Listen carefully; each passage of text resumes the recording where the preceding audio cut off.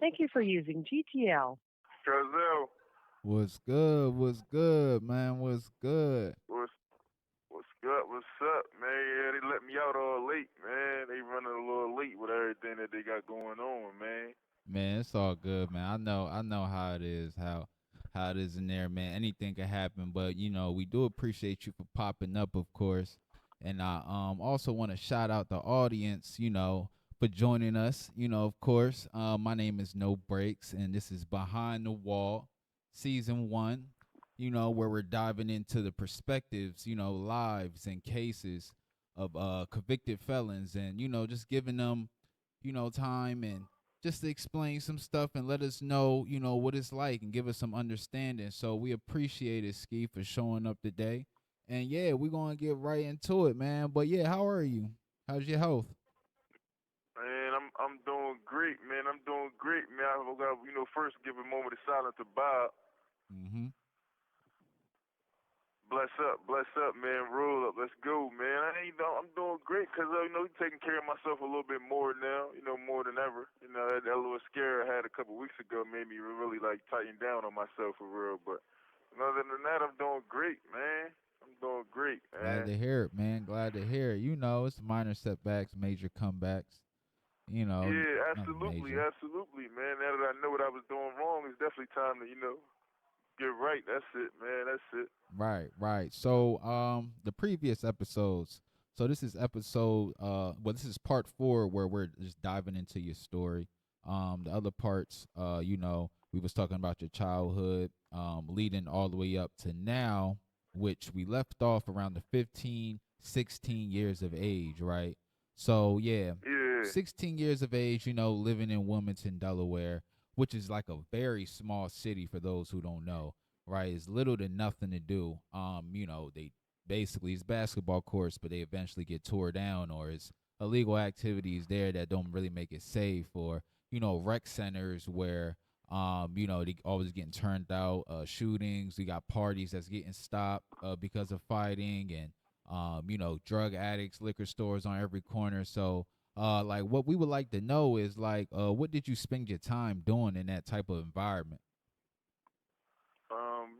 I spent my time getting into everything that I could get into under this under in the hood perspective. Everything that I could get my hands into, I was in. I was running around. I was drinking, smoking weed and partying the little. It started off at the little house parties. Going to the little house parties around the city, around Mm, in Wilmington in the hood. yeah. And then I gradually started to graduate. Now I'm going into the clubs. I ain't young enough, so I mean I ain't old enough, so we really was paying a little extra to get in, for me to get in and all that, because everybody that I was hanging around either was old enough and didn't get checked, or wasn't old enough and they looked old enough, so it was no thing for them just to go ahead in. I want to So, ask but you for me, I too. was young. I was the youngest, so I like. more so they had to pay a little extra for me to get in.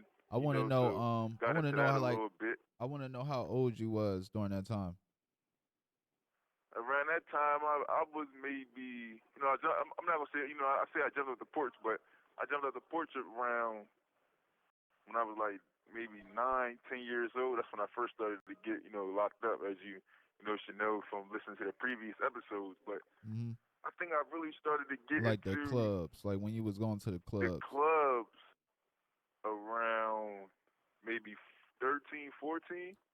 You was 13, 14 going to the clubs. I was 13, 14, man, getting into the little clubs, man. So what? Like it was Cause 21 and I older, or always been, 18 and older?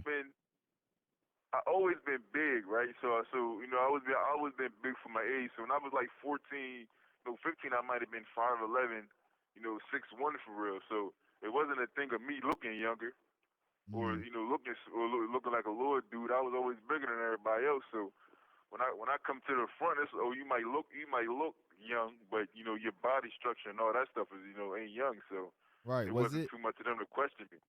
18 and older or 21 and up? These clubs. Um, at that time it was 18 and up.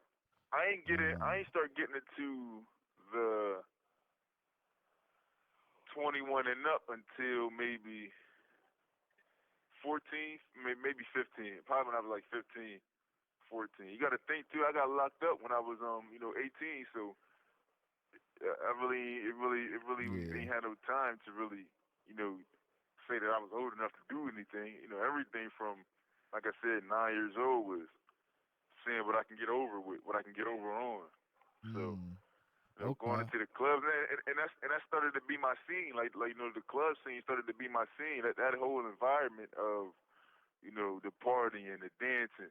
I'm gonna tell you honestly, it all started off when I was like 13 and I went skating. I went skating with my aunts and uncles. And from that point on, that's all I wanted to do was party. That's all I wanted to do was, be in a club scene in that type of environment. I love skating.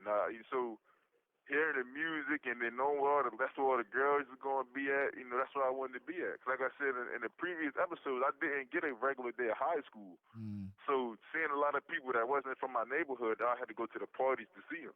Didn't they end up I had to go tearing that outside of my neighborhood to get to the girls. didn't they end up tearing the skating rink down?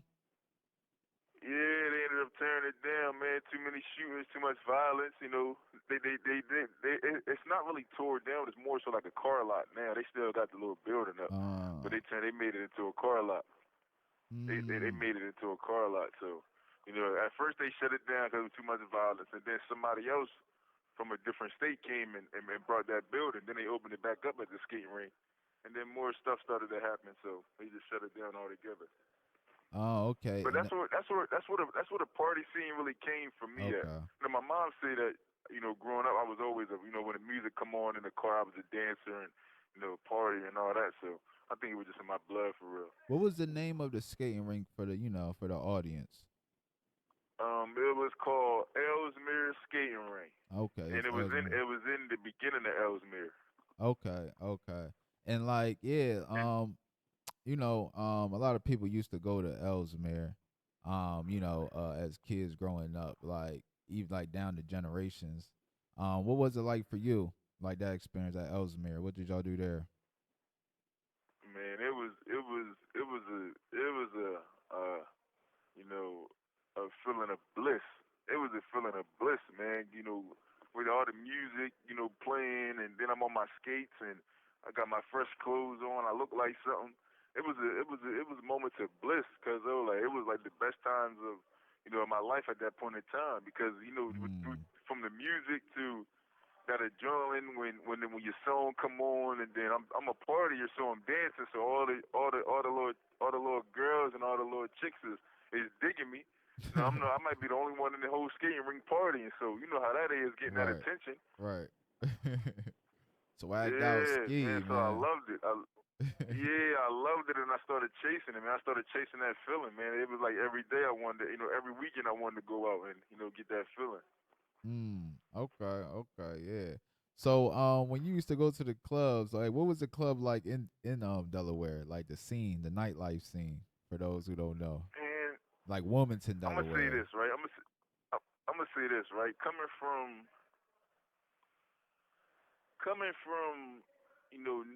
then I'm gonna give you two perspectives. Then it was everything to me. It was all the now I'm starting to get into the older chicks.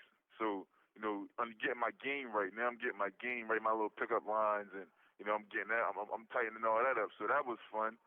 And then I never really was a drinker. But again, I'm getting a little couple drinks in me. Like I said, I'm not old enough, so I'm paying the bartender a little bit of extra money.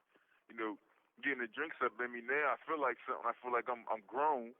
Even though I'm a baby, I feel grown. Mm-hmm. So that was kind of like another blissful moment. But the clubs was a vibe. Like like it's like we know Delaware is only but so big. So Right.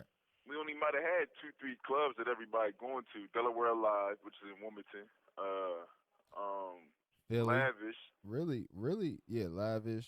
And then like a lot of people used to go to Philly or they used to travel to different like areas and stuff Yeah, like that because Delaware is it's like in the middle of everything. It's like a good place to live. You're trying to get to different places, or you know what I mean, because it takes like two, three yeah, hours to get to new like a different state in each direction type shit. So Yeah, that's where I was getting at too. maybe When 1 hour. I started going out of state and going to different clubs, oh man, I never wanted to party again in Delaware. Delaware was white for real, man. Once I started going up Mm. Philly, going up New York, going to Jersey, Baltimore, Maryland. Once I started getting out and going to them clubs, I never again wanted to, you know, um, Yeah, party in party Delaware. again, and not in the city because, you know, first everybody knew the chicks. Everybody knew every chick that was in the club. So it wasn't like I was, doing something special if I'm, with homegirl. Everybody in the city been with her. So, that wasn't really nothing special to me. I wanted to go out and venture off and find, little chicks that I, never ran into or some baddies that I never knew or so going out of state I know I was going to get that. And then it was bound to be some trouble. It was bound to be some violence because everybody gonna run into each other. And there's one club, it's only but so big. So Mm. let's get that established. Then it's only but so big. So if somebody bump into you, it's automatically some drama. Let alone if y'all had some beef that was all that was in the streets. We gonna see each other here. So I kind of wanted to get out of the state for that too, to really get away from the drama that might come with being in the city. So Yeah, and Delaware clubs started to get whack to me, man. I love my, I love the city, so I mhm. really don't want to, throw no dirt on them. But to be honest, man, once I started going to New York and Philly and all that type of stuff, man, it was really whack for real. So yeah, yeah, because I wanted to ask also, since we're on this topic, of going out of state, um, have you like ever got on a plane, traveled, took a vacation anywhere? Nah, I ain't really get to travel nowhere, man. My only plane ride was when I was, in juvenile detention, and they sent me to Iowa. I had to go to Iowa to do a program. 'Cause I did other programs in Delaware, and none of them worked for me. So they Mm. sent me out So to a they different sent you state. to Iowa, and like, how did they transport you? Like I mean, obviously took you to the airport, and Yeah, airport handcuffs and shackles. Put me on a plane. I was on a plane like a regular plane with everybody else. I ain't had no private jet where I was that much of a threat, yeah, but to like, the world. But yeah, like, like, like, yo, that remind me of this movie, Bane and Batman and shit. Like, he was on a plane, like, you know what I mean? Like, he was the only dude, like, and he was serious, like, like most wanted. I was like, yeah, but but yeah, like, so they had you in handcuffs, like walking through the airport, like where people can visibly see like what's going on and the cuffs. yeah, like what they had, like yeah, I was couldn't nobody really see it because they had like a jacket over me, Mm-hmm. over the front of me, Okay. so nobody could really see the cuffs. But I was definitely shackled. All they had to do was look down. I was definitely shackled. They ain't unshackled me until I got on the plane. Once I got on the plane, because I was a flight risk. I'm known for running from the police and running from programs, and you know, Mm. so I was on my record. I was considered a flight risk, so they wasn't taking no chances with me being in the airport where I act the fool. So they ain't got these handcuffs and shackles on me. Right. So Okay. they had something over the front of me, but I was shackled. So like I said, I ain't get unshackled, and when I was on the plane, I was handcuffed. I ain't get unhandcuffed until I made it to Iowa till we landed. Once we landed, it was like I was unhandcuffed and all that type of stuff. But that was a fun time for me. I liked it, even though then I started going back and forth because I had home passes. So Mm. I back and forth from the plane. I wasn't cuffed or nothing like that then. You have 1 minute remaining. But for that to be my only plane ride to being in arrested, I definitely can't wait till get out there. Now I ain't going. I probably won't even be on my feet half the time. I'm definitely trying to be in the skies. Facts. Facts, man. Thank you for using Facts. GTL. That's gonna be definitely a different perspective to life. Just getting outside of that environment, being able to see what's out there, being able to believe, because you actually see it versus it being on TV, whereas you see it's there, but you don't know it's real. Like when you're in person somewhere, it's real, and that brings motivation. That could be inspiration. That could bring all types of new light to your life. You know what I mean? So I really suggest everyone to, get out and go see something. Absolutely. Do not remain in the hood. Do not remain complacent wherever you are in your area. please see what's out there, man, because there's a lot out there that we do not know, especially being in America. We do not get to see a lot of things. So, do yourself a favor, do everybody else a favor, and see what's out there. We got them calling back now.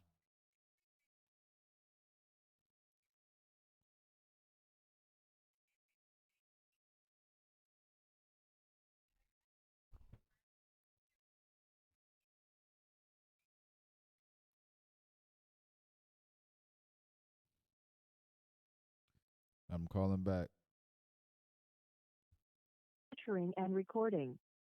Thank you for using GTL. Yeah, Cuzzo. What's the word? What's the word, man? You know the vibes, man. All good vibes, all good energy, man. All good energy. So, look, as we get into, um, this next part of, the show and, understanding who I am.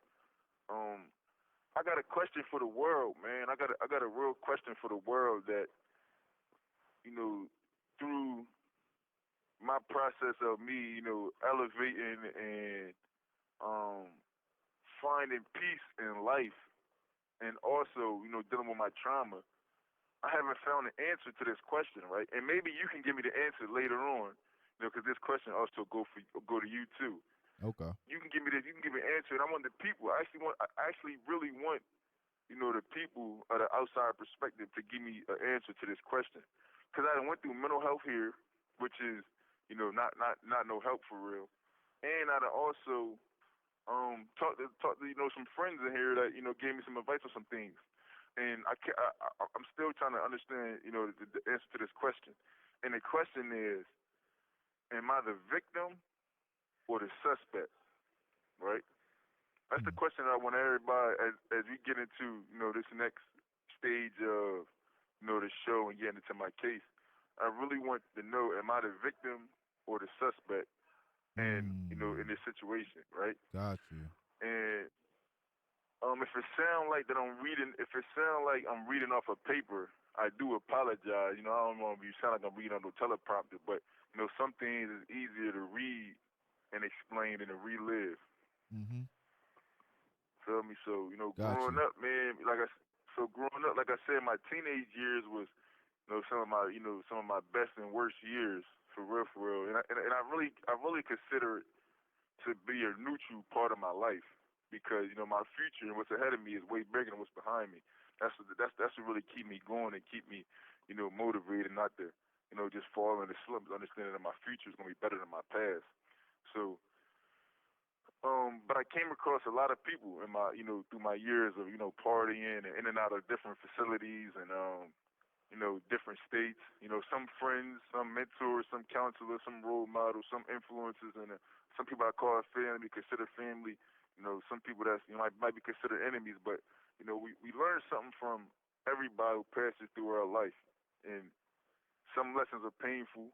Some lessons are gonna be painless, but all of them is gonna be priceless. So I kind of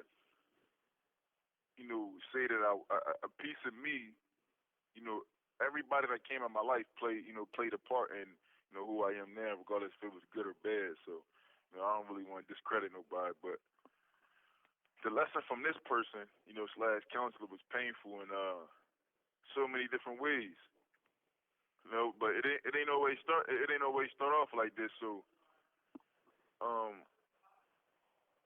from the age of 13 to probably 16, like like we said in previous shows, I was in and out of different detention facilities. Um, uh, shipped out of different schools. Serving my time. Mostly alternative learning behavior schools. So like we kind of got into that before, Right. and like we said, we talked about that as a school for people that can't get with the day-to-day basis of not just in the community but in school. So that like we said, but they put you in a school for behavior, whereas less of a environment of a school, is more so of a Right. pre-prison. I really want to say pre-prison, Mm. because they, looking back at it now, the only thing that's different between me going to school in here Mm. and me going to school out there in the behavior school was I'm just not handcuffed and shackled. But it was the Mm. same environment of a counselor in the school, a counselor in the class, a teacher in the class, and it's really selective learning for real. So I did that. So this time when I came home, you know, they I wasn't. No, let me back up a little bit. Let me back up. Mm-hmm. I got locked up for violation of probation, right? And it was for not going to school. So I said while I was arrested, you know what? This is the time for me to get myself together. And I eventually, got my GED, which I got when I was in fair school for boys, which is a um it's like a juvenile detention facility, but it's like it's where the courts can sentence you. They kind of sentence you there. It's like a program where they try to teach you to be a productive juvenile once you get home. So Mm-hmm. I ended up getting my GED there. So this time when I came home from serving my time, I just knew that I was going to be free to run the streets. I got my GEDs, no more school. I'm not really old enough to work. So I'm just gonna run the streets now. When the cops stop me, I can say I got my GED and I ain't got to be in school, or I ain't even got to run from the cops no more because I got my GED. Or I could tell my mom and all that, man, I ain't going to school. I ain't got to go to school. I got my GED. Well, that wasn't the case because we ain't having that. Living under my mom's roof, I was going to do something productive. It was either during the day, you're gonna be in the house and you're not going outside, or you're gonna get a little job somewhere. I wasn't even old enough to really work. I think I might have been 15 at the time Mm. that I came. That I got my GED and I came home. So I wasn't really old enough to work unless I had working papers, and I ain't get that. So I decided I'm gonna go back to school and turn my GED into a high school diploma, right? Okay. That's me being productive, and she was okay with that. And she actually, I think that's more so what she wanted me to do, more than anything. So, um, after being denied enrollment into regular schools, I was left with no other case but to attend a behavior school called Kingswood. Mm. Now, once again, this is what the system. I feel like the system. I'm not gonna say failed me because it's meant to do what it did, but I got my GED, and I'm coming home I'm coming home on a better with a better mindset of I'm trying to do better. Why I just couldn't go to a regular school, right? Why Mm. they couldn't put me in a regular high school to um be productive there? They put me back into an environment where I'm around people that are Like bad either influences, like aren't like the yeah, best. Not aren't the best yeah, influences at that point. yeah, absolutely. So now I'm back in this environment, right? So that's where I met, D Rod. That's where I met Mr. Rogers, which is, you know, yeah, Mm. we get to who he is later, but that's when I met Mr. Rogers, known as D Rod, Mm-hmm. who was a behavior counselor at the school. After a couple weeks, you know, I joined the basketball team at the school. He was the coach. He put me on the team. I'm a good basketball player. I'm by this time I'm probably like 6'2", 6'3", so I'm tall. I got some handles to me. Okay. I'm nice with I'm nice with that rock in my hand. I put the cookies in the milk, so they said Mm. we're gonna go ahead and put you on the team. And after that, we became close. Close to the point that we hung out at the school after hours and stuff like that. Yeah, because I also wanted to actually get into that, like the things that you. Yeah, I'm sorry, I wasn't talking into the mic. I also wanted to get into that, like the things that you and D. Raj used to do together. I don't know if you wanted to talk about that now or a little later because we do have a bit of time, but like about like 5 minutes. So I did want to get into like the things y'all used to do together. So it's good that we was talking about that. Um, it was a role model type, brother type of relationship. So, it was, we ride around, we after school we ride around the city and see different people go out to eat. I met his kids, so we became like family. They even, say his kids and his family started look at me like family. Mm. Um, we even went out and partied a couple times. I remember a couple times we, went out, and went to the bars. And another time I wasn't old enough, but paid a couple, a couple extra dollars to get in. Mhm. Took me shopping. We went shopping a couple times.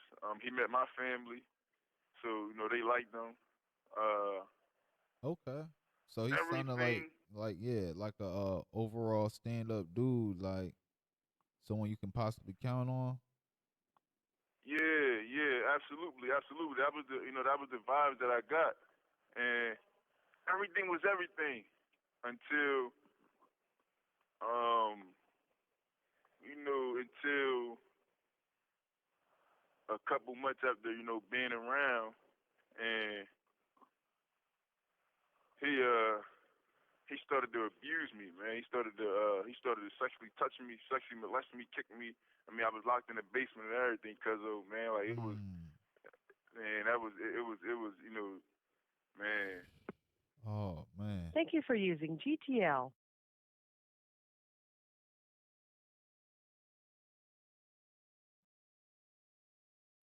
Wow, that was a bombshell.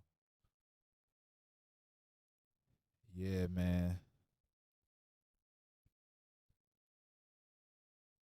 Yeah, so if y'all didn't catch that this episode, yeah, cuz this was Swaggedout Skee today joining us, telling us his story, his life coming up, leading into his case, which starts next week, and we'll get into it. If he's the suspect or the victim in this, that's a question that he had for everyone. So that's the topic: is he the suspect or the victim in this? From your honest opinion, your honest opinion, right? And what we just left off with, we ended off with, was definitely a bombshell.